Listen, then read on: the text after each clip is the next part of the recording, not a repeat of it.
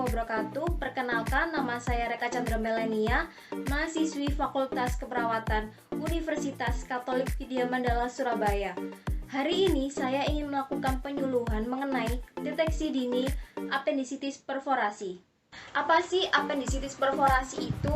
Jadi, apendisitis perforasi itu adalah ujung usus yang mengalami pelubangan dan pecah disertai peradangan.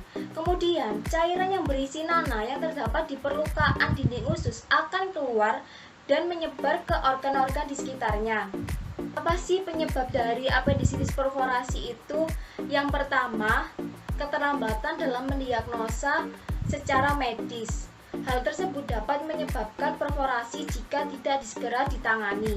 Yang kedua, adanya peningkatan tekanan dinding usus. Karena adanya penyumbatan di ujung usus, hal tersebut akan terjadi peningkatan tekanan di dinding usus.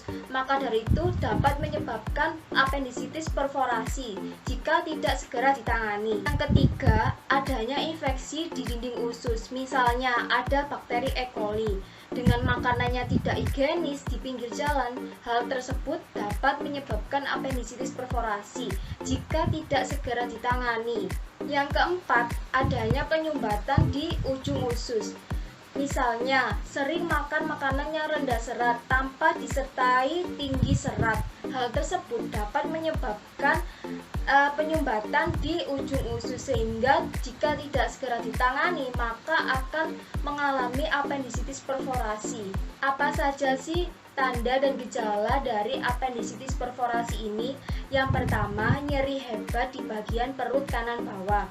Yang kedua, demam dengan suhu di atas 37,5 derajat Celcius. Yang ketiga, nilai leukosit di atas 18.000 mikroliter. Yang keempat, pasien mengalami kelumpuhan otot usus, disertai pasien mengalami lemah, letih, lesu, dan merasa lelah. Yang terakhir, pasien mengalami mual dan muntah. Bagaimana cara penanganan apendisitis perforasi ini? Yang pertama, pasien akan dilakukan tes darah lengkap.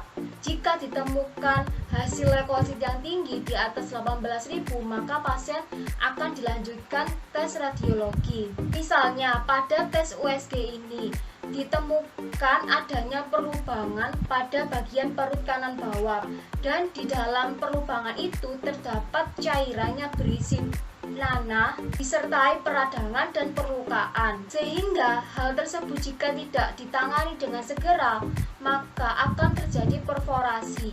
Namun jika segera ditangani maka akan dilakukan pembedahan. Pembedahan ini yang dinamakan apendektomi dengan laparoskopi. Apendektomi dengan laparoskopi adalah suatu pembedahan yang mengangkat usus buntu atau apendis yang mengalami infeksi dengan metode laparoskopi. Metode laparoskopi adalah dengan menggunakan alat bantu yang berbentuk tabung tipis yang bernama laparoskopi. Alat ini dilengkapi dengan kamera dan cahaya di ujungnya. Komplikasi dari apendisitis perforasi. Pada pasien apendisitis perforasi ini terjadi perlubangan atau pecah yang di dalamnya terdapat cairan yang berisi nanah. Jika hal tersebut tidak segera ditangani, maka nanah dan cairan itu akan keluar dan masuk ke rongga perut sehingga menyebar ke organ lain. Sehingga hal tersebut jika tidak segera ditangani dengan pembedahan apendektomi dengan laparoskopi, maka akan terjadi peritonitis.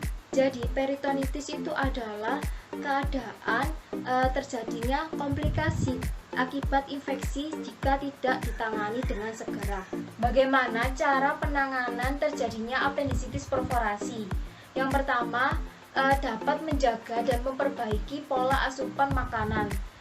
Yang pertama, makan makanan yang tinggi serat, misalnya sayuran dan buah-buahan. Baik, terima kasih atas perhatiannya. Semoga bermanfaat. Salam sehat.